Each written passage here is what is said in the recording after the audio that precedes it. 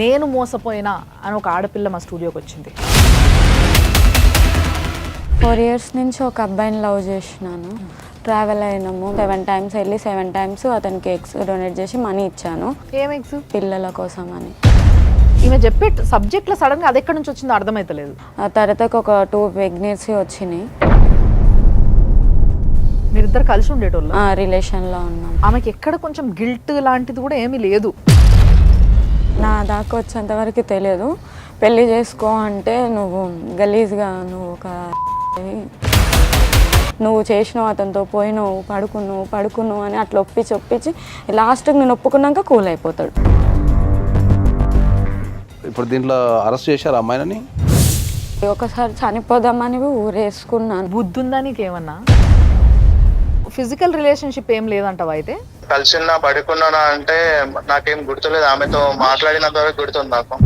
ఏంటి గుర్తుకు లేదా? చెయ్యలేని వ్యక్తి ఎంత ధైర్యంగా ఉంటాడనేది అతని మాటల్లో లేదు. అసలు నీకు ఏం న్యాయం కావాలని చూస్తున్నావు నువ్వు? ఫస్ట్ ఆఫ్ ఆల్ పెళ్లి చేసుకోవాలనుకుంటున్నాను. పెళ్ళంటే చాలా ఇష్టమా నీకు? చంపినా కొట్టినా ఇంకొకసారి తప్పు చేసినా మళ్ళీ తప్పు చేయొద్దు. దీనికి కూడా ఏమైనా కౌన్సిలింగ్ కావాలంటారా సార్? అయితే ఇప్పుడున్న యూత్కి ప్రతి విషయంలో కౌన్సిలింగ్ కావాల్సిందే. సుమన్ టీవీ ప్రేక్షకులకి నమస్తే. లైఫ్ జర్నీ కార్యక్రమానికి స్వాగతం. నేను మోసపోయినా అని ఒక ఆడపిల్ల మా స్టూడియోకి వచ్చింది. మరి ఆమె ప్రాబ్లం ఏంది, అసలు ఏం జరిగింది, ఇవన్నీ మాట్లాడబోతున్నాం. అండ్ మనతో పాటు ఉన్నారు, మీ అందరికీ తెలుసు, చాలా సీనియర్ మోస్ట్ హైకోర్టు అడ్వకేట్ పూజారి నాగేశ్వరరావు గారు. సో ఆయన అడ్వైస్ మీద ఆయన సమక్షంలో జరగబోతున్న ఈ ప్రోగ్రామ్ ఆ అమ్మాయికి తప్పకుండా సొల్యూషన్ రావాలని కోరుకుంటూ మొదలు పెడదాం. సార్ నమస్తే. అమ్మ నమస్తే. ఏం పేరు? ధనలక్ష్మి. ధనలక్ష్మి. ఎక్కడి నుంచి వచ్చినావు నువ్వు? ఉప్పల్. అక్కడ మొత్తం ఫ్యామిలీ అందరు ఉంటారా? ఫ్యామిలీ అందరు రామంతపూర్లో ఉంటారు. నేను ప్రజెంట్ నాగోల్ బండ్లగూడలో ఉంటున్నాను. ఓకే. ఏంది అసలు నీ ప్రాబ్లం ఏంది? 4 years నుంచి ఒక అబ్బాయిని లవ్ చేసినాను. ట్రావెల్ అయినాము. ఆ అబ్బాయి నాకు ఒక షూటింగ్లో పరిచయము. ఓకే. జూనియర్ ఆర్టిస్ట్గా వెళ్ళినప్పుడు నువ్వు జూనియర్ ఆర్టిస్ట్గా వెళ్తాను. ఓకే. ఆ అబ్బాయి నాకు మహేష్పురం గడికోటలో షూటింగ్కి వెళ్ళినప్పుడు పరిచయం అయ్యాడు. ప్రపోజ్ చేశాడు. కొన్ని రోజులు బాగున్నాడు. ట్రావెల్ అయినాం. 4 years నుంచి ట్రావెల్ అయ్యకుండా అక్కడ తిరుపతికి, శ్రీశైలంకి అంతా తిరిగినాము. తిరిగిన తర్వాతకి మధ్యలో ఎగ్స్ డొనేట్ చేసిన. ఏం ఎగ్స్? ఇట్లా హాస్పిటల్కి వెళ్ళి ఎగ్స్ డొనేట్ చేస్తారు పిల్లల కోసం అని. కోసం ఎగ్స్ డొనేట్ చేసినావా? నా ఎగ్స్ తీసి వేరే వాళ్ళకి పెడతారు. నిజంగా చెప్పాలంటే ఎగ్స్ డొనేట్ చేయడం అనేది మంచి పద్ధతే సార్. చాలా మంది తల్లులు కాలేని వాళ్ళు ఎవరైతే ఉన్నారో వాళ్ళకు ఒక ఆపర్చునిటీ, ఇది తప్పని కాదు. కానీ ఈమె చెప్పే సబ్జెక్ట్లో సడన్గా అది ఎక్కడి నుంచి వచ్చిందో అర్థమవుతలేదు. ఆ అబ్బాయికి మనీ అవసరం ఉన్నాయి.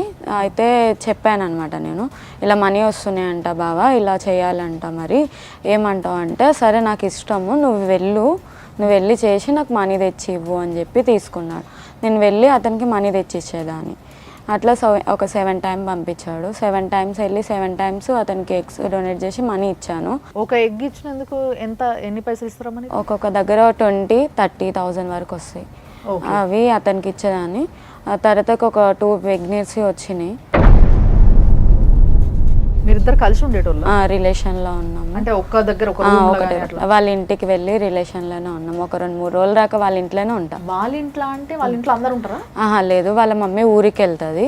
ఊరికి వెళ్ళినప్పుడల్లా నాకు ఫోన్ చేసి మమ్మీ ఊరికి వెళ్ళింది, నువ్వు రా అని చెప్తే నేను వెళ్ళేదాన్ని. ప్రెగ్నెన్సీ వచ్చినప్పుడు చెప్పినా, వస్తే తీపిచ్చుకో, కొన్ని ప్రాబ్లమ్స్ ఉన్నాయి మనకి, వద్దు తర్వాతకు ఉంచుకుందాము. 21 years. ఇదంతా ఎన్ని సంవత్సరాలుగా జరుగుతుంది? 4 years నుంచి.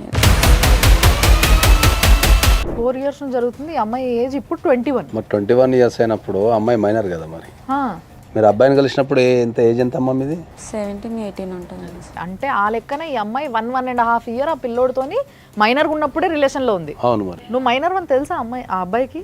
తెలుసు. చదువుకోలేదా నువ్వు? చదువుకోలేదు. 5th వరకు చదువుకున్నాను. తర్వాత ఫ్యామిలీ ప్రాబ్లం వల్ల జాబ్ చేసుకుంటా ఉన్నాను. ఏం చేస్తారు మీ అమ్మ నాన్న? నాన్న లేడు, మమ్మీ కంపెనీలో పనిచేస్తుంది. అదే కంపెనీలో నేను పనిచేసేదాన్ని మమ్మీతో పాటు. అక్క చెల్లెళ్ళు, అన్న తమ్ముళ్ళు ఉన్నారు? ఒక అక్క, 3 అన్నయ్యలు, ఒక తమ్ముడు ఉన్నారు. ఎగ్గులు అమ్మి ఆయనకి పైసలు ఇచ్చినావు కదా ఉత్తముడికి, మరి అట్లా మీ ఇంట్లోకి ఎప్పుడైనా కష్టం వచ్చినప్పుడు ఆ పని చేసినావా? ఇంట్లో కోసం చేయలే, కానీ వచ్చిన అమౌంట్లోనే కొంచెం మమ్మీకి ఇచ్చేదాన్ని. మమ్మీ బాధపడేది, చెయ్యకు అంటే మమ్మీతో కొట్లాడి ఈయన కోసం మమ్మీకి చెప్పి వెళ్ళేదాను ఎగ్గేయడానికి. అంటే ఫస్ట్ టైం చెప్పలేదు, సెకండ్ టైం ఎక్కడికి వెళ్తున్నా అంటే ఇట్లా సంగతి ఇట్లా వెళ్తున్నా, ఇలా వెళ్తా మనీ వస్తాయి అని చెప్పి వెళ్ళేదాన్ని. మమ్మీ బాగా ఏడ్చేది, ఏడ్చి వద్దు పోకు అసలు అది చేసి సంపాదించాల్సిన అవసరం లేదు అని చెప్తే నేను గొడవ పడి మరీ వెళ్ళేదాన్ని. మమ్మీ ఒప్పుకోకపోయినా తిట్టి మరి ఆయనకు డబ్బులు ఇవ్వాలని. ఆమెకి ఎక్కడ కొంచెం గిల్ట్ లాంటిది కూడా ఏమీ లేదు. తల్లి వద్దంటుంది, ఇంట్లో ఏడుస్తుంది, మైనరు, ప్రేమ కోసం ఆమె. అయితే నాకు 2017లో పెళ్ళి అయ్యింది. అయితే అవి డివోర్స్ అయిపోయినాయి. అంటే నార్మల్గా బ్యాంక్ పేపర్ రాసుకొని విడిపోయాను. అంటే అది పెద్దలు కుదిరిచ్చిన పెళ్ళి. ఇక్కడ ఉన్న ప్రాబ్లం ఏంటంటే పెళ్ళి మైనర్ ఉన్నప్పుడు పెళ్లి చేశారు కదా, మళ్ళీ 1 వీక్లోనే పెద్ద మనుషుల దగ్గర విడాకులు తీసేసుకున్నారు, కోర్టుకు సంబంధం లేకుండా. ఎగ్జాక్ట్లీ. ఆయనతో కలిసి ఉన్నది వారం రోజులు. మండే పెళ్ళైంది, సండే కల్లా వచ్చేసి. ఏంది ప్రాబ్లం ఏంది మరి ఆయనతో? అంటే ఆయన నాకన్నా కొంచెం ఏజ్ ఎక్కువ, కానీ ఈ అబ్బాయిని ప్రేమించిన అని చెప్పి ఈ అబ్బాయికి నేను ఓపెన్గా అన్నీ చెప్పుకున్నా. ఇంకొకటి మా కాలనీలో ఒక అక్క వాళ్ళు ఉంటారు, అంటే మా మమ్మీ అక్క పనికి వెళ్ళినప్పుడు ఇంట్లో ఒక్కదాని ఉన్నప్పుడు పక్కింటి అక్క వాళ్ళ ఇంట్లో వెళ్ళి కూర్చుంటుండే. వాళ్ళు కొంచెం నా పని చేసేటోళ్ళు అంట. అప్పుడు నాకు తెలియదు, మనీ కోసం డబ్బుల కోసం బయటికి వెళ్తారు. ఆమె కాలనీలో అందరికీ కొంచెం బ్యాడ్ కదా, ఆమెతో తిరిగే నాకు కొంచెం బ్యాడ్ పేరు వచ్చింది కాలనీలో. అమ్మ నీకు ఒక మంచి మాట చెప్పనా ఇక్కడ నేను. బేసిక్గా మనిషికి చచ్చిపోవడం ఈజీ, బతకడమే చాలా కష్టం. ఆ కష్టమైన పనిని కూడా చెయ్యాలనుకున్నప్పుడు ఏది చేయడానికి వెనక కోరుకుందరు. సో అందులో వీళ్ళు ఒక రకం అంతే. వాళ్ళు చేసింది ఎంతవరకు చెడ్డ పని మంచి పని అనేది సమాజం మాట్లాడుకుంటుంది, దాన్ని పక్కకు పెడితే. కానీ నువ్వు చేసిన పని ఏంటిదో తెలుసా నీకు? మంచి పనా చెడ్డ పనా నువ్వు చేసింది? చెడ్డ పని. తెలుసా నీకు అది? ఇక్కడ ఇష్టం అనగానే మొత్తం అన్ని సమర్పయామి. ఇక ఈరోజు ఎందుకు నువ్వు ఇంత బాధపడాల్సి వస్తుంది? ఇక్కడ వచ్చి ఎందుకు కూర్చోవాల్సి వస్తుంది? ఎందుకు అట్లా మాస్క్ కట్టుకోవాల్సి వచ్చింది? ఎందుకు కేసు వేయాల్సి వచ్చింది చెప్పు. నేను పోవడం వల్ల. ఆ తప్పు అన్న విషయం ఎప్పుడు తెలుసుకున్నావు? రీసెంట్గా తెలుసుకున్నా. నా దాకా వచ్చేంతవరకు తెలియదు. పెళ్ళి చేసుకో అంటే నువ్వు గలీజ్గా, నువ్వు ఒక మంచిగా కాదు, ఎవరు పడితే వాళ్ళ దగ్గరికి వెళ్ళిపోతావు, అందుకే నీ కాలనీలో బ్యాడ్ పేరు ఉంది అంటే. మా అక్క తీరు ఉన్న వాళ్ళతోని అక్కడ చెడ్డ పని ఏం చేయలే, అందరు చెడ్డగా మాట్లాడుకుంటే, నలుగురు చెడ్డగా మాట్లాడుకుంటే నేను చెడ్డదాని కాదు అన్నాక మా బావకి నాకు ఎఫ్ఐఆర్ కట్టిండు. ఇంకా ఎవరి తమ్ముడు అన్న ఎవరికి కట్టినా ఎఫ్ఐఆర్ కట్టేస్తాడు. లేదు బావ అంటే లేదు, నేను ఒప్పుకోవాలి, దాన్ని ఒప్పుకున్నంత వరకు నువ్వు చేసినావు, అతనితో పోయినావు, పడుకున్నావు అని అట్లా ఒప్పించి లాస్ట్కి నేను ఒప్పుకున్నాక కూల్ అయిపోతాడు.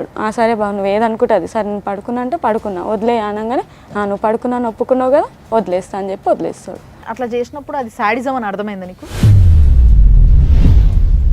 కానీ వదులుకోలేకపోయినావా? ప్రేమనా చంపుకోలేకపోయినావా? 2 ప్రెగ్నెన్సీ అయినాక నా వల్ల. కానీ అతను ఏమంటాడు, ఫస్ట్ ప్రెగ్నెన్సీ ఎవరో పైన నెట్టేస్తాడు.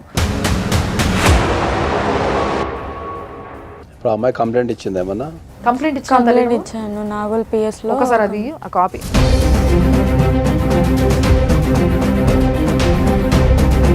సో ఈమె ఇచ్చిన కంప్లైంట్ ప్రకారం ఏంటంటే ఇక్కడ మనకు 417, 420, 376 Class 2 పెట్టారు. ఇప్పుడు దీంట్లో అరెస్ట్ చేశారు అమ్మాయిని? లేదు సార్, అరెస్ట్ చేద్దామని ఇంటికి వెళ్ళేసరికి పారిపోయి ఫోన్ స్విచ్ ఆఫ్ వేసుకొని 4 రోజులు కనిపించలే. బెయిల్ తీసుకున్నాక 2 వీక్స్లో పోలీస్ స్టేషన్కి రావాలి అంటే వచ్చి మాట్లాడారు. పెద్ద మనుషుల్లో కూర్చొని మాట్లాడదామని చెప్పి అన్నారు. మేము వాళ్ళు వెళ్ళాము గరికోటకి, ఎక్కడ పరిచయం ఏంటో అక్కడికి వెళ్ళాము. కానీ ఏం మాట్లాడలే. ఆ రోజు ఎవరో చనిపోయారని వెళ్ళిపోయారు. తర్వాత మొన్న రీసెంట్గా వెళ్ళాను గురువారం రోజు. వెళ్తే అక్కడికి వెళ్ళి మాట్లాడినాక వాళ్ళ మమ్మీ ఆ అబ్బాయి కలిసి కొట్టారు. నన్ను. ఏం పేరు ఎంత పిల్లగాంది? మణికంఠ. వాళ్ళ అమ్మ అంటుంది కేసు పెట్ట ముందుకు నువ్వు నా ఇంటికి వచ్చి కూర్చుంటే పెళ్లి చేసేదాన్ని, ఇప్పుడు కేసు పెట్టి మా ఇజ్జత్ తీసినావు, నేను ఎట్లా పెళ్లి చేయాలి, చెయ్యము, నువ్వు గలీజ్గా అది ఇది ఇంతమందితో పోతావంట అది ఇది అని చెప్పి వాళ్ళ అమ్మ గలీజ్గా మాట్లాడేసి. ఇగో తప్పు అయిపోయింది, నేనే తప్పు చేసిన, ఇక నీ కొడుకుతో అన్నందుకు నాదే తప్పు అని ఒప్పుకొని నిన్ను బతిన్లాడుకుంటే నీ కాలు పట్టుకుంటే నువ్వు పెళ్లి చేస్తావు అంటే అదే పని సేమ్ అదే సిచ్యువేషన్ నీ ఇంట్లో నీ బిడ్డకి నీకు వస్తే కూడా అట్లే ఉంటావా? మీరు కూడా పోయి వాళ్ళ ఇంటికి పోయి కాలు పట్టుకుంటారా? అల్లది జనరల్గా అమ్మా ఇప్పుడు నీకు ఎఫ్ఐఆర్ చేశారు, దీన్ని ఎప్పుడు 05/08/2024లో చేశారు. అందరికీ చెప్పేది ఏంటి అంటే ఇట్లాంటి కేసులలో ఎఫ్ఐఆర్ చేసిన తర్వాత యాంటిసిపేటరీ బెయిల్ వేసుకునే అవకాశం ఉంటుంది ఆపోజిట్ పార్టీకి. ఎవరైతే తప్పు చేసినో వాళ్ళకు బెయిల్ వేసుకునే అవకాశం ఉంటుంది. ఆ బెయిల్ వేసినప్పుడు ఏంది అంటే కంపల్సరీ పోలీస్ వాళ్ళు మీకు చెప్పాలా, ఈ కేసులో పలానా వ్యక్తి బెయిల్ వేసుకున్నాడు అని చెప్పి మీ అబ్జెక్షన్స్ ఏమున్నాయో కోర్టుకు వివరించాలా. చెప్పిండు సార్, సిఐ సార్ నాకు చెప్పిండు బెయిల్. అతను హైకోర్టుకి బెయిల్ కోసం వెళ్ళాడమ్మా. సిఐ సార్ చాలా సపోర్ట్ ఉన్నాడు నాకు. మరి బెయిల్ కోసం వెళ్ళినప్పుడు నువ్వు ఒక అడ్వకేట్ని నియమించుకొని ఆ బెయిల్ అపోజ్ చేయాలి కదా మీరు వెళ్ళి. సార్ ఏం చెప్పాడంటే అతని దగ్గరికి ఏమన్నా ప్రూఫ్స్ ఏమైనా ఉన్నాయనంటే నా ఫొటోస్, అతను నన్ను 5 కోట్లు అడిగినది రికార్డింగ్ పంపిస్తే 5 కోట్లు అడిగిందా? పెళ్లి చేసుకోవా బావా, నేను ఏం తప్పు చేసినా చెప్పు, నేను ఏమైనా తప్పు చేసి ఉంటే నన్ను చంపే అనివి అన్నా మేడం. అన్నాక ఏం కావాలి నీకంటే నాకు ఒక 5 కోట్లు నేను పెళ్లి చేసుకుంటా అన్నాడు. పెద్ద అందగాడు ఉత్తముడు, కోట్లు సంపాదిస్తాడు, పెళ్ళాన్ని నెత్తిన పెట్టుకొని చూస్తాడని చెప్పేసి ఆయనకంటే ఇంకా 5 కోట్లు కావాలట. ఆయనకి ఇంటెనకల ఒక అమ్మాయి ఉంటుంది, వరుసకి పిన్ని అవుతుంది అని అంటారు. చాలామంది అమ్మాయిల దగ్గరికి వెళ్తాడు. వెళ్ళినప్పుడు నేను రిలేషన్లో ఉన్న తర్వాతకి నాకు ఫస్ట్ ప్రెగ్నెన్సీ పోయిన తర్వాతకి నాకు ఫొటోస్ చూపించిండు అతను, వీడియోస్, వాళ్ళిద్దరు రిలేషన్లో ఉన్న వీడియోలు నాకు చూపించాడు. అంటే వాళ్ళిద్దరు కలిసి ఉన్న వీడియోలు నా వీడియో తన దగ్గర ఒకటి ఉంటుంది, ఫొటోస్ అయినా ఏవైనా నా ప్రూఫ్స్ నేను అతను కలిసి అవన్నీ చూసి కూడా ఆయన ఎట్లా ప్రేమించబుద్ధి అయిందమ్మా? అసేం పుట్టలే కలిగింది. ఒకసారి చనిపోదామని ఊరేసుకున్నాను. ఓహో, అసేం పుడితే చీదలు పుడితే మనం చచ్చిపోవాలనా? ఊరేసుకున్నాను. కానీ మళ్ళా అమ్మ వాళ్ళ అమ్మకు కొంచెం బుద్ధి ఉందా నీకేమన్నా? ఊరేసుకున్నాడు ఏందమ్మా? ఏం మాట్లాడుతున్నావు? తలుండి మాట్లాడుతున్నావా లేక మాట్లాడుతున్నావా? ఏ తలకాయ ఉన్నదా లేదా? అసలు ఎటు పోతుంది సమాజం? ఏంది సార్ ఇది? తోడు కోసం ఒక ఆసరా కోసం ఎదురు చూసింది. ఆ తోడు ఆసరా ఏదైతుందో ఆ పరిచయమైన కొత్తలో ఆ వ్యక్తి చూపించడం ద్వారా అటాచ్మెంట్ అయిపోయింది. ఓవర్ద అటాచ్మెంట్ అయిపోయిన తర్వాత మెల్లమెల్లగా అతని యొక్క కలర్స్ కానీ లేకపోతే అతను బిహేవ్ చేసే విధానం బయటపడుకుంటూ వచ్చింది. ఈమె కాంప్రమైజ్ అయిపోయింది. ఈ కేసు కూడా అమ్మ మీరు దీని ప్రకారం అయితే మీరు రాసిన దాని ప్రకారం అయితే పోలీస్ వాళ్ళు చెక్ చేసుకోవాలి. ఇది మీరు మైనర్గా ఉన్నప్పుడు చేశారా లేకపోతే మేజర్ అయినప్పుడు చేశారా అనేది ఒక చెక్ చేయాలి కంపల్సరీ దీంట్లో. దాని తర్వాత అబార్షన్కి సంబంధించిన ఏ సెక్షన్ కూడా దీంట్లో రాలేదమ్మా. అబార్షన్ అనేది దాంట్లో మెన్షన్ చేయలేదంటే నాకు డౌట్ వస్తుంది సార్. అబార్షన్ సెక్షన్ వేస్తే పెద్ద శిక్ష ఏమైనా పడే అవకాశం ఉందా సార్? అబౌట్ 10 years కదా అది కూడా. ఓ, ఒక అమ్మాయిని ఏ కారణం చేతనైనా బలవంతంగా ఆమెకి ఇష్టానికి వ్యతిరేకంగా కనుక అబార్షన్ ఎవరు చేయించినా వాళ్ళకి 10 years జైలు శిక్ష. ఇప్పుడు ఆయన బెయిల్ వేసుకున్నప్పుడు ఈమె కంపల్సరీ అపోజిషన్ చేయాలి. బెయిల్ని చేయకుండా పోలీసు వాళ్ళ మీద ఆధారపడ్డారు కాబట్టి కోర్టు ఈమె వాదనలు వినకుండా అతను చెప్పింది నిజమేనని అనుకొని బెయిల్ ఇచ్చే అవకాశం ఉంది కాబట్టి బెయిల్ ఇచ్చి ఉండొచ్చు. దీంట్లో పోక్సో ఉందా లేదా చూడాలా, అది చూడాలా. తర్వాత మీ అబార్షన్ సెక్షన్స్ రాలేదు దీంట్లో. సో డెఫినెట్లీ మీరు మళ్ళీ కోర్టుని అప్రోచ్ అయితే ఈ సెక్షన్స్ అని పెట్టే అవకాశం ఉంటుంది, మళ్ళీ అరెస్ట్ చేసే అవకాశం కూడా ఉంటుంది. హలో హలో, మణికంఠనా నాతో మాట్లాడేది? అవునండి. నేను సుమన్ టీవీ నుంచి మాట్లాడుతున్నా అండి. చెప్పండి. ఈ అమ్మాయి ధనలక్ష్మి మా స్టూడియోకి వచ్చింది. ఓకే. ధనలక్ష్మి తెలుసా మీకు? తెలుసు. ఎట్లా తెలుసు? ఆమె షూటింగ్ లో పరిచయం అయింది. ఓకే. ఫ్రెండ్ లేక పరిచయం అయింది. నిన్న మొన్న మొత్తం నాది స్వైల్ చేసి ఇట్లా అదే మేనేజ్ చేసి నా పైన కేసు పెట్టింది PS లా. సార్ తో మాట్లాడినాము, కేసు అదే సార్ దగ్గర మాట్లాడినాక అయిపోయింది. తర్వాత వాళ్ళ ఊర్లోకి వచ్చింది, అందరం తీసుకుని ఆ రోడ్ల పైన ఇట్లా పైసలు ఇస్తే వస్తారు కదా బౌన్సర్ ఫీల్డ్ ఉన్న వాళ్ళు, వాళ్ళ ఫ్యామిలీని తీసుకురాకుండా బయట సిల్లులను తీసుకొచ్చి లొల్లి చేసి రచ్చ చేసింది ఊర్లో. అంటే లైన్ వైజ్ గా చేస్తున్నామంట. PS తో అయితే PS పోయింది, అక్కడ ఏం జరగలే అని చెప్పి ఊర్లోకి వచ్చి రచ్చ చేసింది. ఇప్పుడు లాస్ట్ కి ఇప్పుడు మీది మిగిలిందని చెప్పి మీ దగ్గరికి వచ్చింది ఆమె. ఎందుకు పాపం మరి ఆమెకి ఏం అవసరం అట్లా నీ ఎంబడి రచ్చ చేసేది? అవును, ఇప్పుడు ఇష్టపడినప్పుడు లవర్స్ ఉన్నప్పుడు నేను కూడా ఇష్టపడాలి కదా. మేము ఫ్రెండ్ లేకుండా ఆమె 2 years అయింది నాకు పరిచయమే అంతే. ఆమె ఇప్పుడు షూటింగ్ లో పరిచయం. ఫిజికల్ రిలేషన్షిప్ ఏం లేదంటావా అయితే? ఇప్పుడు నేను ఆమెతో కలిసిన్నా పడుకున్నానా అంటే నాకేం గుర్తులేదు. ఆమెతో మాట్లాడినంత వరకు గుర్తుంది నాకు. ఏంది గుర్తుకు లేదా? గుర్తుకు లేకపోవడం ఏంది? ఏం మాట్లాడుతున్నావు? ఇప్పుడు ఈమె కేసు పెట్టినప్పటి నుంచి మొత్తం పిక్చర్ అయిపోయినా. మా వాళ్ళంతా హాస్పిటల్ ఉన్నారు, మా మమ్మీ పేషెంట్ అయిపోయింది, మా అక్క హాస్పిటల్ ఉంది. ఇప్పుడు ప్రస్తుతానికి నేను కూడా బేబీ షుగర్ చెక్ చేయించుకుని వచ్చిన హాస్పిటల్ ఉన్నా. మణికంఠ, నీకు ఒక మాట చెప్తా, వింటావా ఒక్కసారి? చెప్పండి. ఆ అమ్మాయి మా దగ్గరకు వచ్చి చెప్పింది మీరిద్దరు 4 years రిలేషన్షిప్ లో ఉన్నారని. 4 years నేను ఎక్కడ పరిచయం అయింది ఏమో అక్కడ ప్రూఫ్ ఉంటుందిగా. మణికంఠ ఆ అమ్మాయికి 2 సార్లు నువ్వు అబార్షన్ చేయించినవని చెప్తుంది. అవును అక్కడ ప్రూఫ్ ఏముంది, నేను చేయించలే అంటున్నా, ఆమె చేయించింది అంటుంది, నేను చేయించలే ఆ అంటున్నా. అమ్మాయి మరి ఏ హాస్పిటల్లో అయితే అబార్షన్ చేయించుకుందో ఆ హాస్పిటల్కి వెళ్ళి అక్కడ నుంచి సర్టిఫికేట్ తీసుకుంటే అన్నీ తెలుస్తాయి. తెలుసా నీకు అది? తెలుసు, అక్కడ నా సైన్ ఉందా, నా ఫోటో ఉందా, నేను ఏమైనా డబ్బులు ఇచ్చినా ఆ ప్రూఫ్ ఉందా అడిగిరా మరి ఆమెకి? అన్ని ప్రూఫ్లు నేను తీసుకుంటా, అది కాదు ఇక్కడ ప్రాబ్లము. నేను ఫస్ట్ అడిగిన దానికి మీకు ఆన్సర్ చెప్పండి మీరు. ఎందుకంటే నేను ఒక వైపు నుంచి అడిగి మాట్లాడతలేను, మీ వైపు కూడా నేను ఫోన్ చేసి అసలు ఏంది అని అడిగిన. నేను అర్థమవుతుందా? సరే 1 minute లో మీకు కాల్ చేస్తా, లైన్ లో ఉంటే ఒక కాల్ చేసుకొని మీతో మాట్లాడతాను. ఎందుకు, ఎవరినన్నా సాక్షిని తీసుకొస్తావా? లేదు ఒక్క నిమిషం ఉండండి. తీసుకో. సో సార్, బేసిక్గా మణికంఠ మాట్లాడిన విధానం మీరు విన్నారు.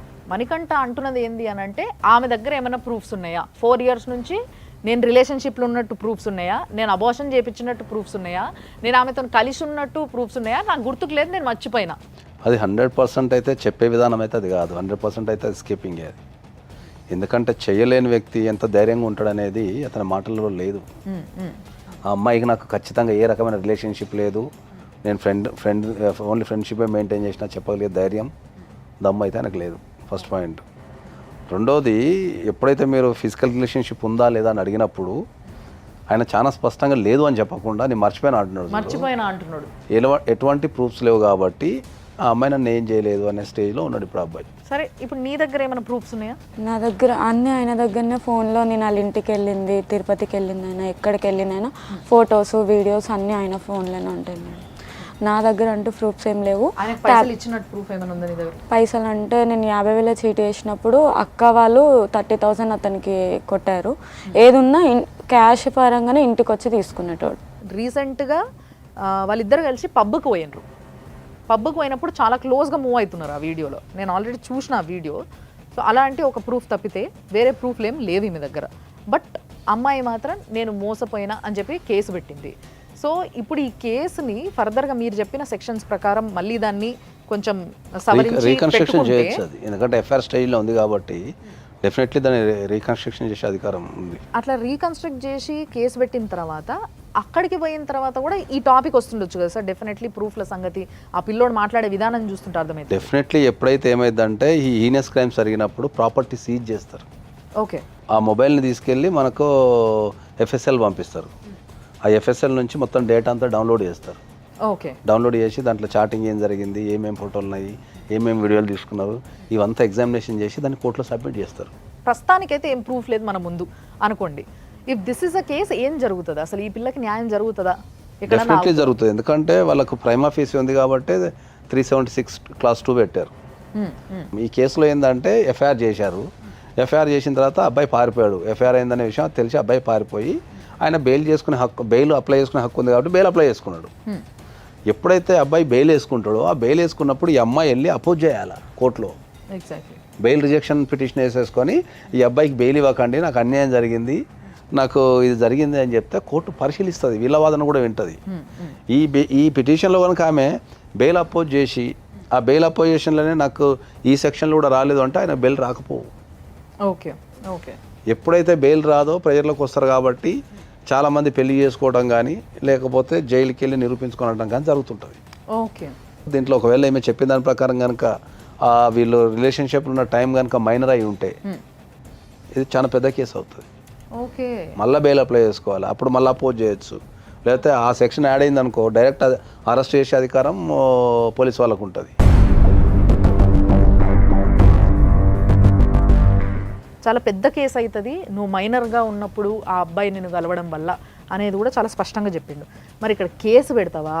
అసలు నీకు ఏం న్యాయం కావాలని చూస్తున్నావు నువ్వు? ఫస్ట్ ఆఫ్ ఆల్ పెళ్లి చేసుకోవాలనుకుంటున్నాను సార్. పెళ్ళి అంటుంది సార్. పెళ్ళి అనైతే మనం ఎవరినైతే బలవంతం చేయలేం కదా. చట్టపరంగా తప్పు చేస్తే శిక్షించే అధికారం అయితే కోర్టుకు ఉంటుంది. అంటే ప్రేమకి అర్థం తెలియకపోవడం వల్ల అవుతుందంటారా ఇదంతా? ప్రేమకు అర్థం తెలియకపోవడం అనొద్దు కానీ వాళ్ళకి ఇంకేమైనా బాధ్యత రహితమని చెప్పచ్చు మనం. అంటే ఫ్యూచర్ మీద సరైన అవగాహన లేకపోవడం. ఎగ్జాక్ట్లీ. దీనికి కూడా ఏమైనా కౌన్సిలింగ్ కావాలంటారా సార్? అయితే ఇప్పుడున్న యూత్కి ప్రతి విషయంలో కౌన్సిలింగ్ కావాల్సిందే. ఎగ్జాక్ట్లీ. అది పెళ్లి విషయమైనా, కెరీర్ అయినా, ప్రేమ విషయమైనా, అది మంచా తప్ప చెడ అనేది చెప్పుకోలేకపోతున్నారు కాబట్టి దానికి కౌన్సిలింగ్ అనేది నేను ఎప్పుడు ప్రిఫర్ చేస్తాను. ఈ అమ్మాయి ఫ్రెండ్ ఒక అమ్మాయితోని మాట్లాడడానికి ట్రై చేస్తున్నాం మేము. సో ఒక్కసారి చూద్దాము. హలో హలో జాన్వి, నిన్న ఒక క్వశ్చన్ అడుగుతా నేను. చెప్పండి మేడం. ఇప్పుడు వీళ్ళని చూసినావు కదా, జనరల్ గా ఇద్దరు ప్రేమించుకుంటున్నారట. అమ్మాయి చెప్తే తెలిసింది నీకు, దానికి ముందు నుంచే వీళ్ళు ప్రేమలో ఉన్నారు. ఉన్నారు మేడం. సో వీళ్ళిద్దరు కలిసి తిరిగితే క్లోజ్ గా తిరగడం ఇవి చూసినావు నువ్వు? ఎట్లా, ఏ విధంగా నువ్వు కన్ఫర్మ్ చేసుకున్నావు వీళ్ళిద్దరు లవర్స్ అని? వాళ్ళు పరంగా కూడా ఇంటికాడ చేసుకున్నారు మేడం. నీకెట్లా తెలిసిందమ్మా అది? తెలుస్తాయి కదా మేడం ఇంటి దగ్గర ఉంటే. సో ఇద్దరు చాలా క్లోజ్ గా కలిసి తిరగడము, ఒక ఇంటికి ఒకరు పోవడం అనేది నువ్వు చూసినావు? చూసిన. ఓకే. సో ఇప్పుడు మరి ఆ పిల్లోడు పెళ్లి చేసుకోని అంటుండంట కదా, పెళ్లి చేసుకోను, నాకు 5 కోట్లు ఇస్తే చేసుకుంటా అని చెప్పేసి రికార్డింగ్ కూడా ఉంది మేడం. ఎందుకు చేసుకోవు ఏంటి, నాకేం తక్కువ అని చెప్పేసి అంటే, నాకు 5 కోట్లు ఇస్తే నేను పెళ్లి చేసుకుంటా అని చెప్పేసి అన్నాడు. సో మరి నువ్వేమన్నా ఫ్రెండ్ గా ఏమన్నా మాట్లాడినావా పిల్లోడితోని, ఎందుకు ఇట్లా చేస్తున్నావు ఏమని అని? చేస్తేనేమో ఈ అమ్మాయి క్యారెక్టర్ మంచిది కాదు అది అని చెప్పేసి అంటున్నాడు. అంటే ఇప్పుడు నాకు 3 సంవత్సరాల నుంచి తెలుసు మేడం. ఆ అమ్మాయి మంచిది కాదంటే నాకు ఏదో ఒక రోజు నాకు అనిపిస్తుంది కదా ఈ అమ్మాయి మంచిది కాదని. అలాగే ఏం లేదు, ఆ అబ్బాయి ఎలా తప్పించుకోవాలి అని చెప్పేసి మాత్రమే చూస్తున్నారు. వాళ్ళ ఇంటికి వెళ్ళి అడగడం అయింది, తర్వాత పంచాయతీ పెట్టడం అయింది, మళ్ళీ ఆ అబ్బాయి కాల్ చేసి తిట్టడం అయింది. ఇదంతా కూడా కొంతమంది చూస్తుండగానే, కొన్ని సాక్ష్యాలు ఉండంగానే జరిగినాయి అయితే? జరిగినాయి మేడం. ఓకే ఓకే అమ్మా, థ్యాంక్ యూ. జాన్వి మాట్లాడింది విన్నాం మనం. యాక్చువల్గా దానికి ప్రూఫ్ అనేది ఒకటి అడుగుతారు కదా ఎప్పుడైనా కూడా. ఆ అమ్మాయి ఇంటి పక్కనే ఈ అమ్మాయి ఉండడం, ఆ అబ్బాయి వచ్చిపోవడం, ఈ అమ్మాయి వాళ్ళ ఇంటికి వెళ్ళడం, ఇద్దరు కలిసి ఒక 2-3 రోజులు కలిసి ఉండడం ఒక ఇంట్లో, మళ్ళీ ఆ అబ్బాయి వచ్చి కొట్టడం, తర్వాత ఆ అబ్బాయి ఈ అమ్మాయి మంచిది కాదు అని చెప్పి మాట్లాడడం, విడిపోవడం, కలవడం, ఇదంతా జరిగింది. ఇదంతా నేను చూసిన. ఆ అబ్బాయి తిట్టిండు, బూతులు తిట్టిండు, ఇది కూడా నేను విన్నా. అండ్ ఆ అబ్బాయి నిన్ను నాకేం తక్కువ, నన్ను ఎందుకు పెళ్లి చేసుకోవు అంటే 5 కోట్లు ఇస్తే చేసుకుంటా అన్నది రికార్డింగ్ కూడా ఉంది అని జాన్వి చెప్పడం జరిగింది యాజ్ అ ప్రూఫ్. సో ఇప్పుడు ఇది ప్రూఫ్ కింద తీసుకొచ్చా, చెల్తుందా? డెఫినెట్లీ వెళ్తుంది. ఇప్పుడు ఎందుకంటే వాళ్ళిద్దరి మధ్య రిలేషన్షిప్ ఉన్నది అనేది అయితే వాస్తవం 100%. సో పెళ్లి చేసుకోవడానికి ఏంటంటే ఇప్పుడు ఆమె లెక్క ప్రకారం లాంగ్ రిలేషన్షిప్ ఇది. లాస్ట్ 4 years అని ఈమె చెప్తుంది, 2 years ఆయన చెప్తున్నాడు. అది ఇన్వెస్టిగేషన్లో తేలుతుంది, కానీ రిలేషన్షిప్ అయితే ఉంది డెఫినెట్లీ. నువ్వు ఫైట్ చేయడానికి రెడీగా ఉంటే ఆ అబ్బాయికి కరెక్ట్గా శిక్ష అయితే పడుతుంది. ఎందుకంటే నిన్ను మోసం చేసినందుకు, నీ దగ్గర పైసలు తీసుకున్నందుకు, నిన్ను వాడుకున్నందుకు, పెళ్లి చేసుకుంటా అని చెప్పి నిన్ను అన్యాయం చేసి ఇడిచేసినందుకు. మరి ఇప్పుడు నువ్వు ఏం చేద్దాం అనుకుంటున్నావు అది చెప్పు. ఆయనకి శిక్ష పడదని అనట్లేదు మేడం, పడాలి. కానీ ఇదంతా అందరికీ మా మమ్మీ వాళ్ళ తరపున వాళ్ళకి తెలిసింది. ఇలా చేసినాక ఎవరు నన్ను పెళ్లి చేసుకోరు. మేబీ తెలిసినాక ఈ అమ్మాయి ఇలా తిరిగింది. నాకు ఒక డౌట్, పెళ్ళంటే చాలా ఇష్టమా నీకు? లేదు, చంపినా కొట్టినా ఇంకొకసారి తప్పు చేసినా మళ్ళీ తప్పు చేయొద్దు. ఉంటే ఆయనతోనే ఉండాలి, చచ్చిపోతే ఆయనతో చనిపోవాలి. ఆ మచ్చని నువ్వు చెరపలేకపోవచ్చు, కానీ తల్లికి సహాయంగా బతకచ్చు కదా. మా అన్నయ్య వాళ్ళు రానివ్వట్లేరు, రానిస్తలేదు. తల్లి క్షమిస్తుంది రేపు కాకపోతే ఎల్లుండి, తెలుసా నీకు? అమ్మ మాట్లాడుతుంది, అక్క మాట్లాడుతుంది. అన్న వాళ్ళు అసలు ఇంటి ముఖాన్ని మేము వస్తే వెళ్ళిపోతామని అమ్మని బెదిరిస్తున్నారు. తమ్మునికి కొంచెం హెల్త్ బాగుండదు, అమ్మ వాని వల్ల కొంచెం వెనక స్టెప్ వేస్తుంది, కానీ లేకపోతే అమ్మ అసలు ఉండదు నేను లేనిది. అంటే ఎప్పుడు ఒక ఆడపిల్ల ఒకరిపైన ఆధారపడే బతుకుతుందా? లేదు. సొంతగా బతకలేవా? కాళ్ళపైన నిలబడలేవా? బతుకు. నువ్వు తప్పు చేయలేదని నిరూపించలేవా? చేపిస్తా. శిక్ష పడేదాకా పోరాడలేవా? పోరాడతా. నీ జీవితం నువ్వు ఒక గాడిలో పెట్టుకొని మంచి సంపాదించుకొని తల్లి కోసం కొంచెం ఆలోచించి, లేదు నేను మళ్ళీ తప్పు చెయ్యనని చెప్పి తిరిగి బతిలాడుకొని ఇంటికి పోలేవా? పోగలుగుతా, కానీ మా అన్న వాళ్ళు ఇలాంటివన్నీ తెలిస్తే ఫస్ట్ వాళ్ళు చంపేస్తారు. ఇంకా తెలియదు ఇవన్నీ ఇంకా వాళ్ళకి, అమ్మకి, మా అక్కకి, మా అక్క వాళ్ళ హస్బెండ్కి. కేసు పెట్టినట్టు తెలియదు, నువ్వు ఇవాళ ఇక్కడికి వచ్చి నువ్వు తెలియకుండా ఉంటుంది అనుకుంటున్నావు?